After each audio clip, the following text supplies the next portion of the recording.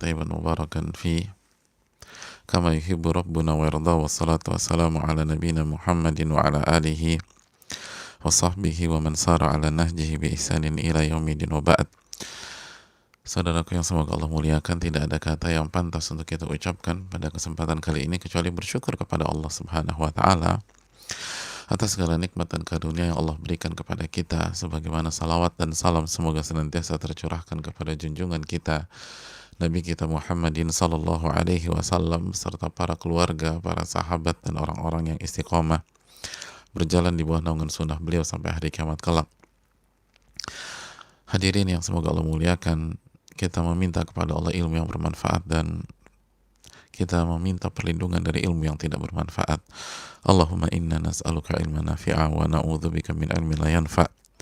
Ya Allah, berikanlah kami ilmu yang bermanfaat dan jauhkanlah kami dari ilmu yang tidak bermanfaat.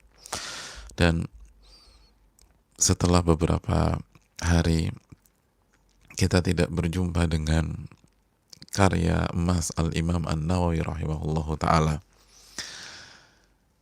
kita tidak bertemu dengan Riyadhus Shalihin dalam majelis-majelis pagi kita, maka dengan meminta pertolongan kepada Allah dengan segala keterbatasan dan kekurangan, pagi ini kita akan mulai kembali kebersamaan kita dengan Al-Imam An-Nawawi rahimahullahu ta'ala bersama karya fenomenal beliau, karya yang telah berhasil merubah wajah dunia dengan izin dan taufik dari Allah Subhanahu wa taala,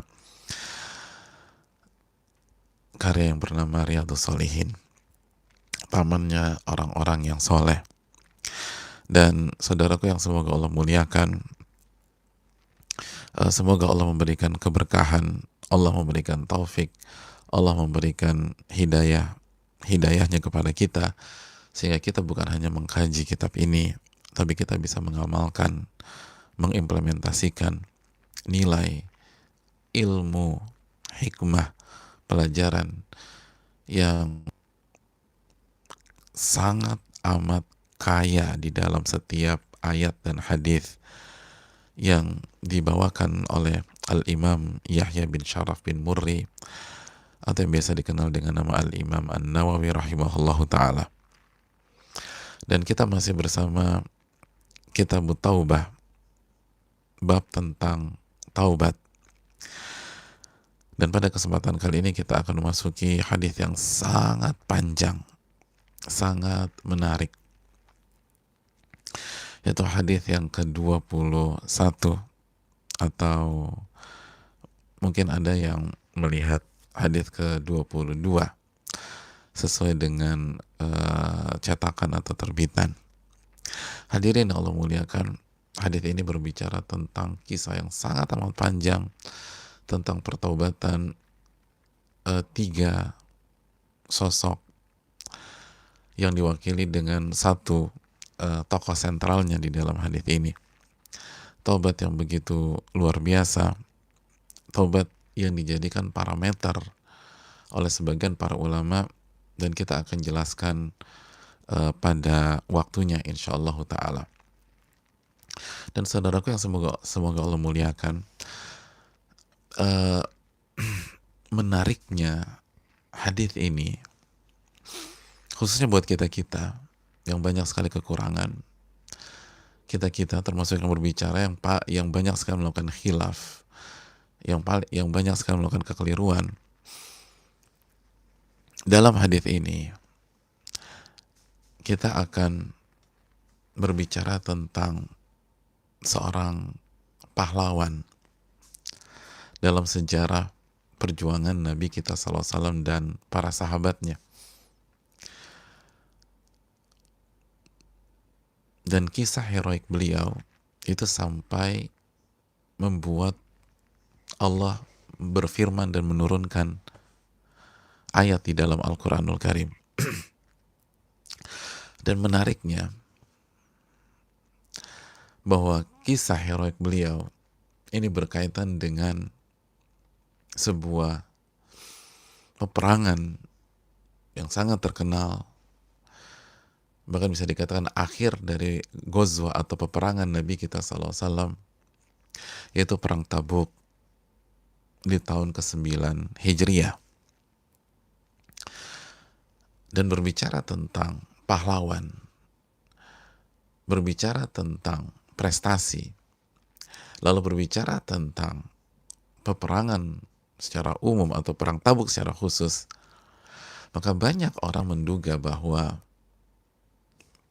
tokoh sentral yang akan kita bicarakan adalah seorang panglima di peperangan tersebut, atau seorang patriot yang berjuang dan berperang dengan gagah berani,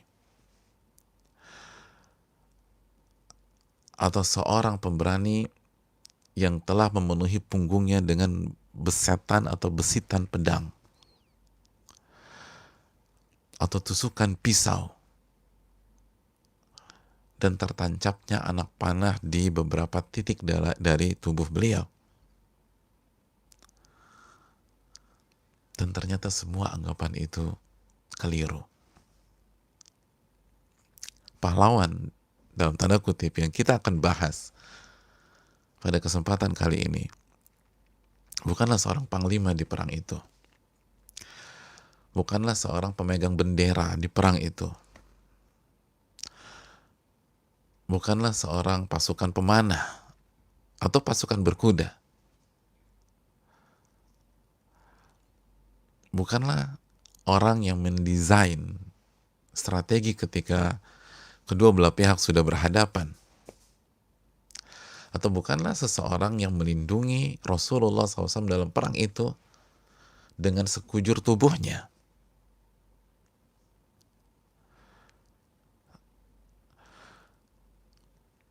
Karena sosok yang akan kita bicarakan justru melakukan blunder besar. Ia tidak ikut perang. Ya, dia tidak ikut perang Tabuk. Ia melakukan kesalahan.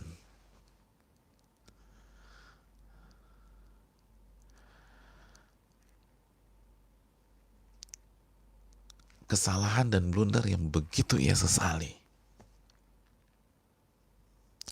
Yang membuat ia duduk di kursi pesakitan di kota Madinah. Yang membuat ia dihukum dengan hukuman yang belum pernah terjadi dan dialami oleh sahabat-sahabat yang lain sepanjang perjalanan kehidupan Nabi kita SAW dan para sahabat.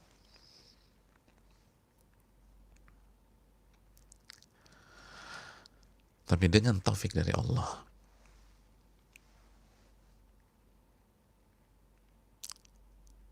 lalu ketepatan dalam bersikap,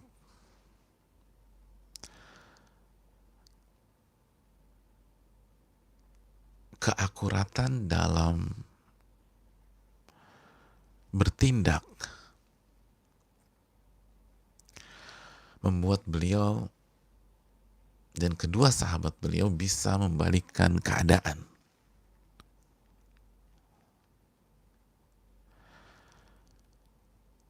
Dari seorang pesakitan atau seseorang yang duduk di kursi pesakitan menjadi pahlawan.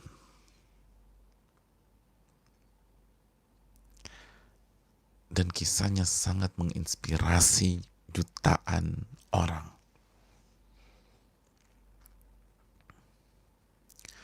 Bahkan oleh para ulama, kisah beliau sampai dibukukan secara khusus. Karena begitu banyak pelajaran, begitu banyak hikmah, begitu banyak value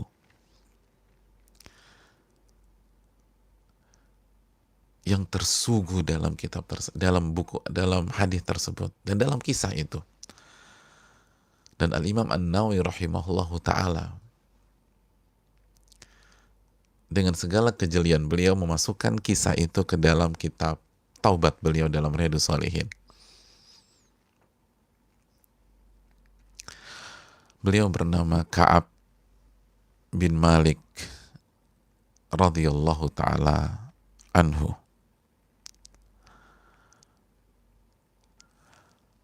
Sosok yang tidak ikut perang Tabuk, sosok yang melakukan blunder pada kisah tersebut, tapi bisa membalikan keadaan dengan taufik dari Allah, dengan pertolongan Allah, lalu dengan perjuangan untuk selalu bersikap tepat, bersikap dengan ilmu, sehingga kesalahan yang sangat fatal itu, yang tidak ringan itu terbayarkan, dan bukan hanya terbayarkan, skor berubah, sehingga beliau menjadi inspirator bagi jutaan orang. Dan taubat beliau termaktub di dalam sebuah ayat di dalam Al-Quranul Karim. Taubat siapa di antara kita yang bisa masuk ke dalam Al-Quranul Karim?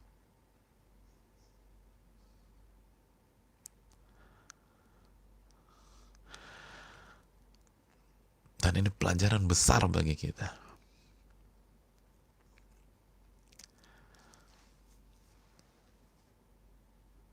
Bahwa melakukan kesalahan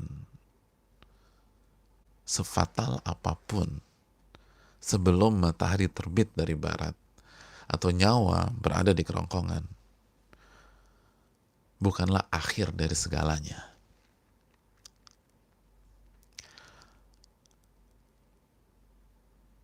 Kita masih bisa bangkit.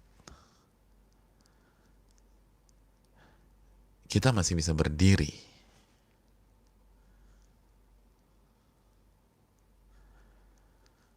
Dan bukan hanya bangkit dan berdiri. Allah yang Ar-Rahman Ar-Rahim masih memberikan kesempatan kepada kita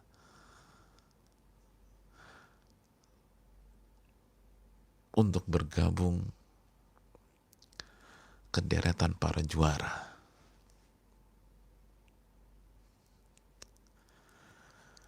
Kalau yang jadi pahlawan panglima itu biasa. Bukan meremehkan, tapi itulah yang terjadi di berbagai macam peperangan. Kalau yang menjadi pahlawan yang mempertahankan bendera, itulah yang terjadi di banyak dan hampir semua peperangan. Kalau yang menjadi pahlawan adalah salah satu pasukan berkuda atau pasukan pemanah, maka itulah cerita dalam hampir semua peperangan. Tapi kisah ini mengajarkan kepada kita, orang yang melakukan blunder tidak ikut tanpa ada alasan yang dibenarkan oleh syariat, itu juga bisa menjadi pahlawan di akhir cerita. Ya, di akhir cerita.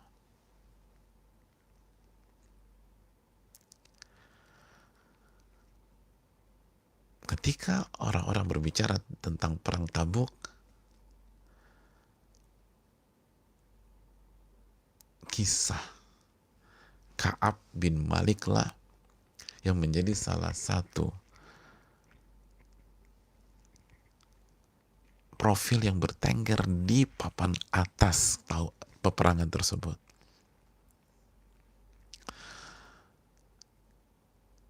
Hati-hati manusia tertuju pada kisah tersebut. Oh, Ka'ab bin Malik ya.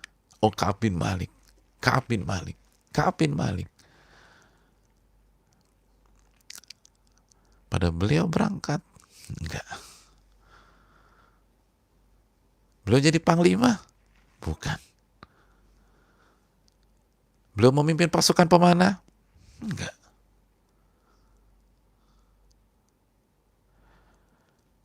Ini pelajaran besar bagi kita. Dan momentumnya cocok pasca Ramadan. Setelah kita bertobat kepada Rabbul Alamin. Setelah kita tanamkan dalam diri kita, saya harus berubah. Gue gak boleh kayak dulu lagi.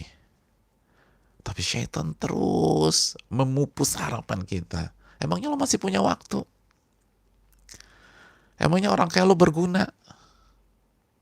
Emangnya masih ada kesempatan untuk jadi orang soleh atau orang baik? Ini salah satu kisah yang menjawab was-was setan tersebut. Jawablah iya, kita masih punya waktu. Allah Ar-Rahman Ar-Rahim. Allah At-Tawwab. Allah Al-Ghafur Al-Ghaffar. Allah Al-Muhsin. Allah ala kulli syai'in qadir. Allah bisa merubah peta itu. Segampang mengucapkan kun fayakun.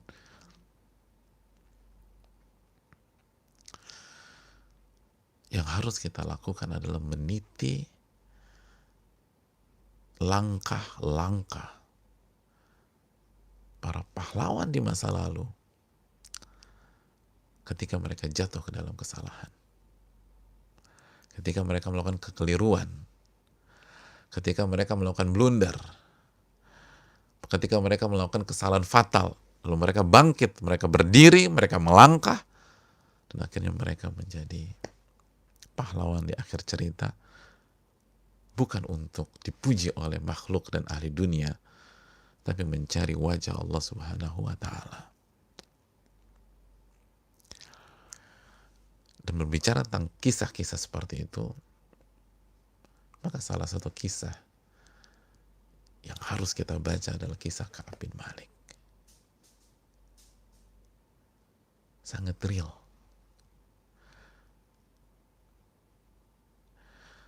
Dan sangat mewakili jutaan orang yang pesimis setelah melakukan kesalahan fatal. Kesalahan fatal. Kesalahan fatal di masa mudanya. Kesalahan fatal di rumah tangganya. Ada yang selingkuh mungkin. Kesalahan fatal dalam menyikapi orang tuanya. Kesalahan fatal dalam berbisnisnya. Jangan pernah putus asa. La taqnatu min rahmatillah. Jangan pernah putus asa dari rahmat Allah. Innallaha yaghfiru dzunuba jami'a. Allah mengampuni seluruh macam tobat. Allah mengampuni seluruh bentuk dosa. Semua dosa Allah ampuni jika hambanya bertobat kepada Allah Subhanahu wa Ta'ala. Surat Az-Zumar ayat 53. Hadirin yang Allah muliakan,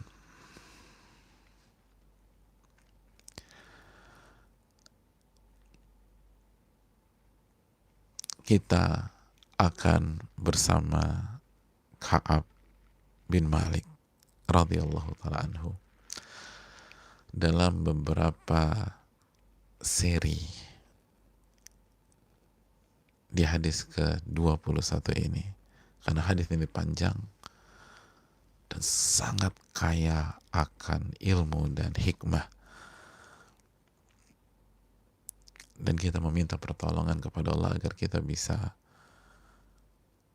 mempelajari kisah ini dengan hidayah dan taufiknya. Hadirin yang Allah muliakan, sebelum kita bacakan kisah yang sangat panjang tersebut, maka kita harus berkenalan dengan Ka'ab bin Malik. Siapa beliau? Beliau, jamaah sekalian, itu bukan sahabat biasa. Beliau adalah Ka'ab bin Malik bin Abi Ka'ab Al-Ansari Al-Khazraji. Beliau adalah Ka'ab bin Malik bin Abi Ka'ab, seorang Ansar,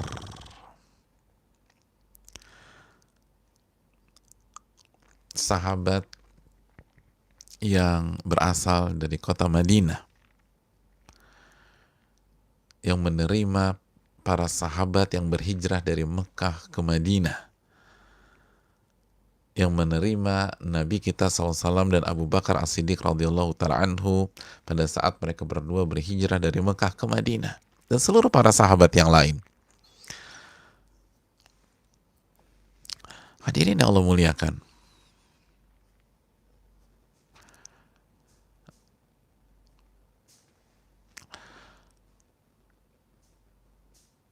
dan beliau adalah di antara kaum Ansor yang tinggal di kota Madinah yang masuk Islam di awal-awal. Yang masuk Islam di awal-awal. Beliau lahir kurang lebih tahun 26 sebelum hijrah. Tahun 26 sebelum hijrah.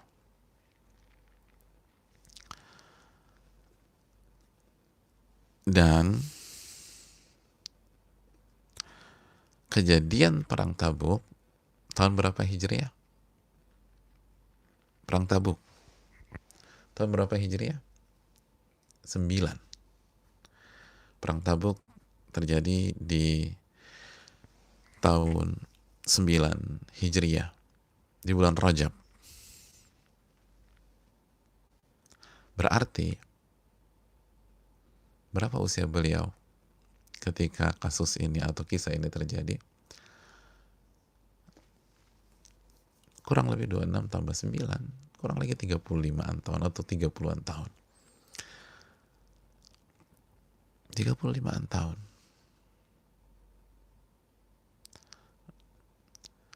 Masih anak muda.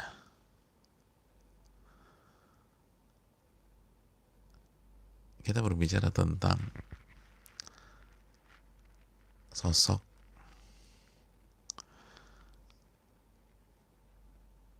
yang mewakili banyak kita pada hari ini. 35-an tahun. Hadirin Allah muliakan.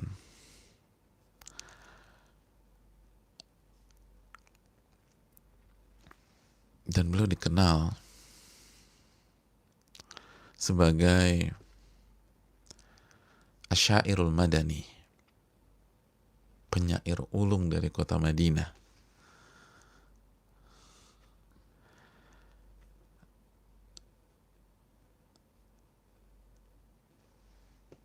Penyair ulung dari kota Madinah.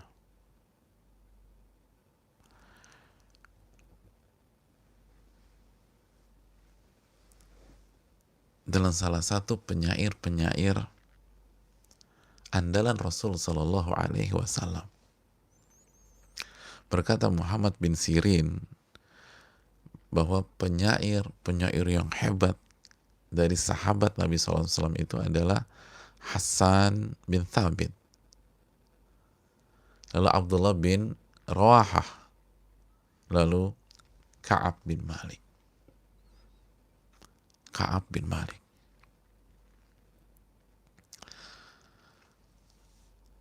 Jago sekali bersyair. Jago sekali membuat bait-bait syair. Luar biasa jemaah.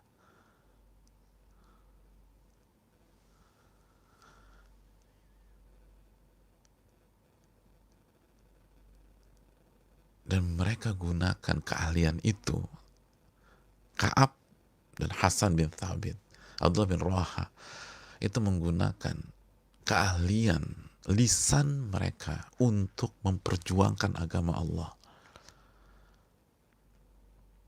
Makanya Nabi kita SAW dalam hadis surat Imam Ahmad mengatakan innal mu'mina yujahidu bisayfihi wa lisani.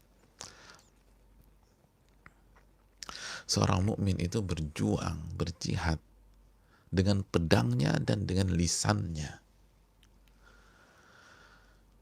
Dengan lisannya. Salah satu makna lisan bait-bait syairnya.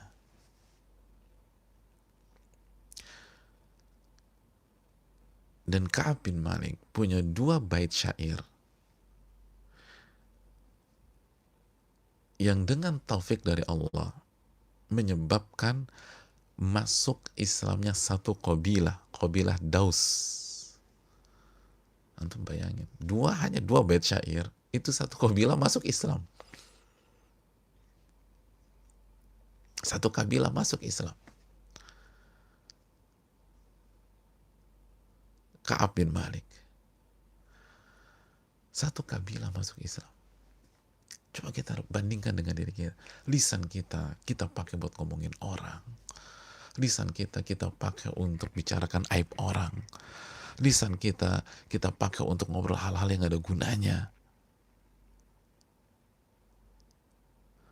Lisan kita pakai untuk hal-hal mubah, dan kita lupa kita akan ditanya oleh Allah Subhanahu wa taala ketika nggak jelas apa yang kita sampaikan. Dan Nabi SAW bersabda, "Man kana yu'minu billahi wal yawmil akhir falyaqul khairan aw liyasmut." Barang siapa yang beriman kepada Allah dan hari akhir, hendaklah dia berbicara dengan baik. Falyaqul khairan, ucapkanlah sesuatu yang benar dan baik. Kalau opsi berikutnya, aw liyasmut, atau dia diam. Atau dia diam. Ucapkanlah kalimat yang benar, atau dia diam. Atau dia diam.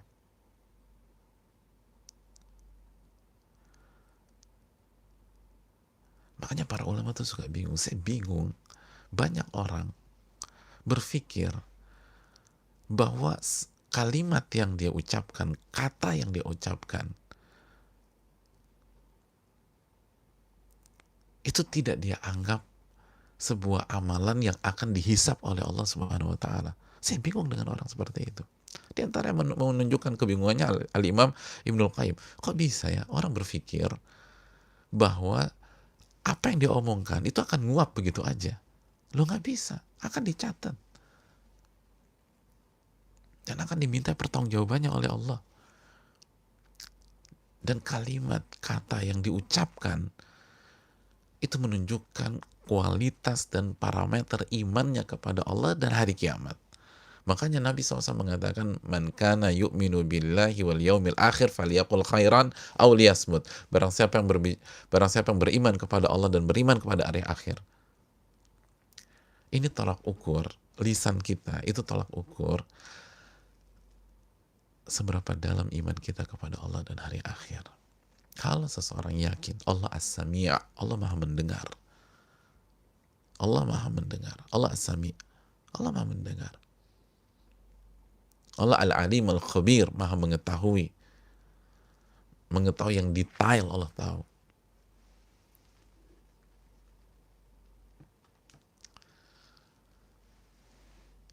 Lalu dia yakin dengan hari kiamat bahwa dia akan dihisap, dia akan ditanya tentang apa yang dia sampaikan, dan dia akan dimintai pertanggungjawabannya. Iman yang seperti itu akan melahirkan sebuah pola, falyaqul khairan aw liyasmut. Hendaknya dia berkata yang baik dan benar, atau dia diam. Atau dia diam. Semakin seseorang gak yakin bahwa Allah Maha mendengar, maka dia akan semakin bebas bicara.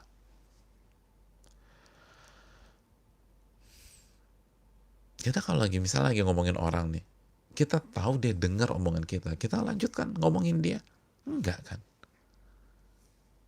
Lalu saya ingin tanya, lebih menakutkan mana?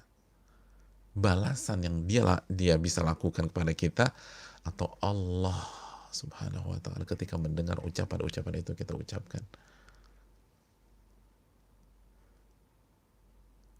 Allah syadidul iqab, yang maha pedih siksanya.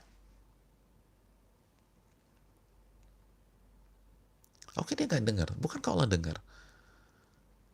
Bukankah yang bisa mengadab Anda Allah Subhanahu wa ta'ala?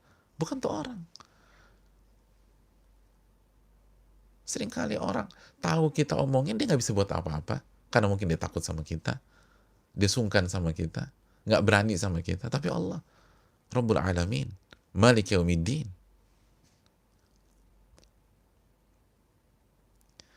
Ada orang mau bilang, tunggu. Dia ngedenger nggak? Oh, dia nggak denger, aman. Oke. Lalu jangan cerita sama dia ya. Kalau jangan cerita sama dia, itu semua ucapan Anda itu didengar oleh As-Sami'. Oke, dia nggak dengar, Allah dengar. Bandingkan dengan Ka'ab bin Malik. Lisannya beliau gunakan untuk membela Allah dan Rasulnya Sallallahu Alaihi Wasallam. Dan 2 bait syair beliau itu membuat satu qabilah masuk Islam. Dan banyak di antara kita, jangankan membuat satu RT dapat hidayah, justru lisan kita seringkali membahayakan diri kita di hari kiamat kelak. Jadi nggak usah bicara orang. Ka'ab bin Malik udah sampai pada tingkat lisannya itu membuat satu kabilah masuk Islam, satu suku masuk Islam. Kita jangankan orang lain, lisan kita justru yang menjerumuskan diri kita dan membuat kita terancam api neraka. Na'udzubillah, tsumma na'udzubillah. Oleh karena itu, Ka'ab bin Malik, sosok yang akan bersama kita dalam beberapa seri ini, itu orang yang sangat jago dalam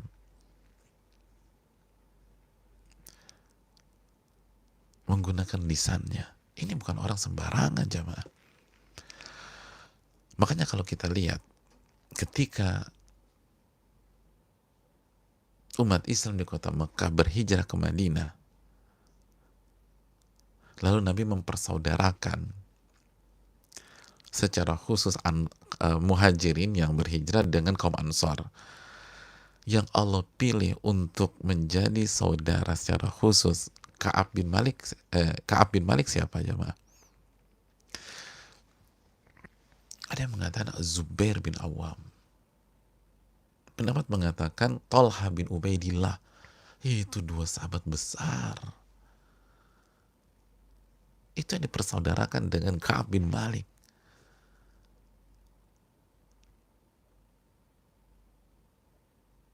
Ini bukan orang sembarangan. Dan memang tidak ada sahabat sembarangan. Tapi maksudnya adalah sampai yang Nabi pilih untuk dipersaudarakan dengan Ka'ab adalah Zubair bin Al-Awwam atau Talha bin Ubaidillah. Ini dua tokoh besar muhajirin atau umat Islam yang ada di kota Mekah yang berhijrah ke Madinah. Ini berarti bukan sosok yang biasa-biasa saja.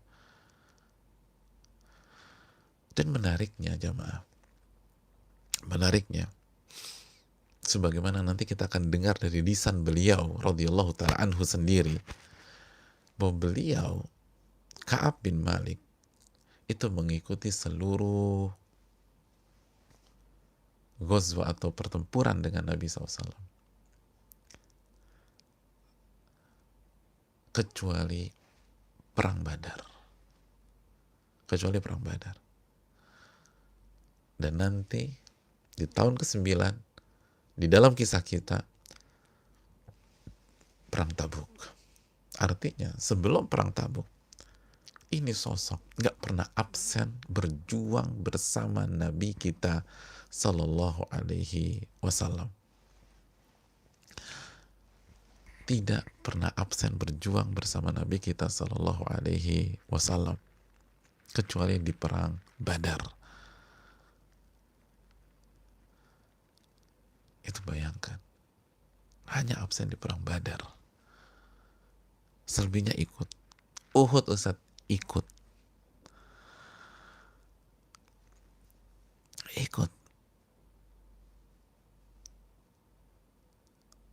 Semua ikut. Ahzab ikut. Bani Mustalik ikut. Bani Nadir ikut. Hudaybiyah ikut. Khaybar ikut. Fatu Makkah ikut. Hunain ikut. Taif ikut. Sebagaimana testimoni beliau sendiri ya. Saya nggak pernah absen kecuali Badar.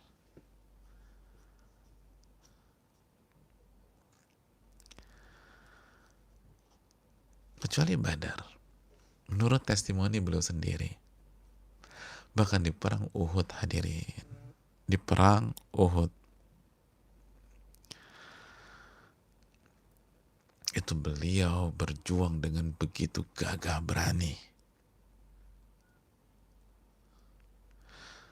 Beliau yang memotivasi banyak pasukan yang putus asa karena berpikir Rasul Shallallahu Alaihi Wasallam sudah wafat.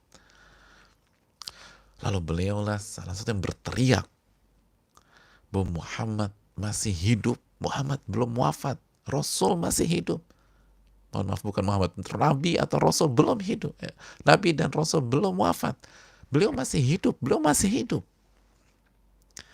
Beliau umumkan di tengah-tengah berkecambuknya perang agar spirit orang naik lagi.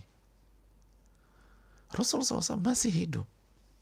Rasulullah SAW belum wafat. Lalu bukan hanya mengumumkan, beliau berjuang sampai di akhir peperangan beliau mengkoleksi 17 luka di sekujur tubuhnya. 17. Sab'ata asyara jarha. 17 ya, Pak. Kita baru satu aja, ya Allah, sakit ya minta ampun. 17.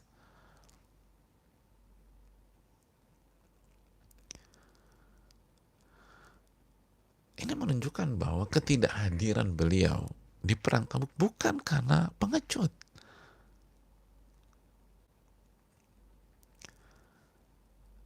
Kenapa? Nanti kita akan bahas sebabnya. Dan itu pelajaran besar. Hadirin yang Allah muliakan. Tidak pernah absen berjuang bersama Nabi SAW kecuali di perang Badar. Dan beliau gagah berani di setiap perjuangan. Tapi qadarullah wa syafa'al, beliau tidak ikut perang Tabuk. Hadirin yang Allah muliakan,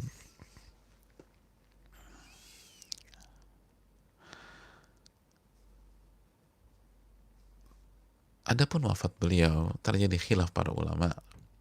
Apakah beliau wafat di masa kekhilafan Ali bin Abi Thalib atau di khilafahnya Muawiyah?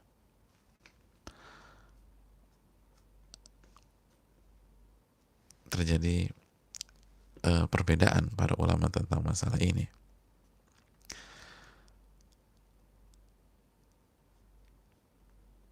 Dan sekali lagi, kisah yang paling dikenal oleh umat Islam dari profil dan biografi beliau adalah kisah pada saat beliau tidak ikut perang Tabuk. Jadi beliau bukan pecundang.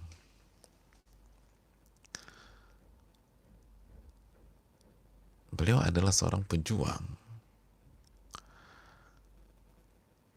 tapi melakukan melakukan kesalahan, melakukan blunder di saat perang Tabuk.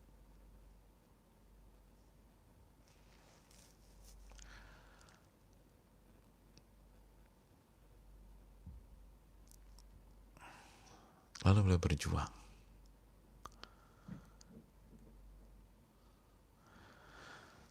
Blunder yang mengantarkan beliau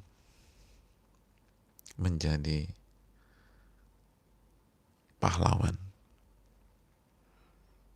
tanpa peperangan. Radhiyallahu ta'ala anhu. Dan ini sangat penting diketahui oleh kita yang sering sekali melakukan blunder di dalam kehidupan. Ternyata harapan itu masih ada. Tugas kita adalah minta taufik dari Allah. Lalu mari kita pelajari kisah ini pelan-pelan. Episode demi episode, seri demi seri. Karena kisah ini luar biasa. Dan sangat menarik. Bagi orang yang diberikan taufik oleh Allah Subhanahu wa ta'ala. Bukan hanya menarik untuk didengar, tapi juga untuk diamalkan. Saya rasa cukup sampai di sini. Dan kita akan mendengar cerita tersebut langsung dari lisan Ka'ab bin Malik radhiyallahu ta'ala anhu, Ini yang bisa disampaikan, semoga bermanfaat, dan kita akan memulai cerita yang sangat menarik ini di pertemuan berikutnya, langsung bersama Ka'ab bin Malik radhiyallahu taala anhu, insyaallah taala, jika Allah memberikan taufik dan hidayahnya kepada kita. Ini bisa disampaikan, semoga bermanfaat. Wassalamualaikum warahmatullahi wabarakatuh. Subhanakallahumma wa bihamdika, la ilaha illa anta, astaghfiruka wa atubu ilaik. Assalamualaikum warahmatullahi wabarakatuh.